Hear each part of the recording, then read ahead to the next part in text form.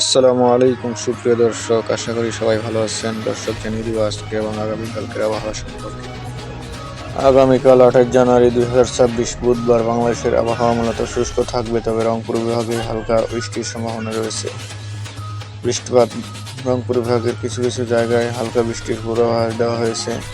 দেশের অন্যান্য অংশে আকাশ স্থায়ীভাবে আংশিক মেঘলা সহ আবহাওয়া শুষ্ক থাকতে পারে। তাপমাত্রা, রাতের তাপমাত্রা সামান্য বৃদ্ধি পেতে পারে এবং দিনের তাপমাত্রা কিছুটা কমতে পারে। ঢাকার সর্বোচ্চ তাপমাত্রা প্রায় 26 ডিগ্রি সেলসিয়াস এবং সর্বনিম্ন তাপমাত্রা 16 ডিগ্রি সেলসিয়াস থাকার সম্ভাবনা রয়েছে। কুয়াশা, শেষ রাত থেকে সকাল পর্যন্ত দেশের কোথাও কোথাও হালকা থেকে মাঝারি ধরনের কুয়াশা পড়তে পারে। বাতাস উত্তর বা উত্তর পশ্চিম দিক থেকে মৃদু বাতাস বয়ে যেতে পারে। আজকে সারা দেশের সর্বনিম্ন তাপমাত্রা শ্রীমঙ্গলে 10.2 ডিগ্রি সেলসিয়াস। দর্শক, প্রতিদিন আবহাওয়ার আপডেট পেতে চ্যানেলটি সাবস্ক্রাইব করে পাশেই থাকুন। ধন্যবাদ।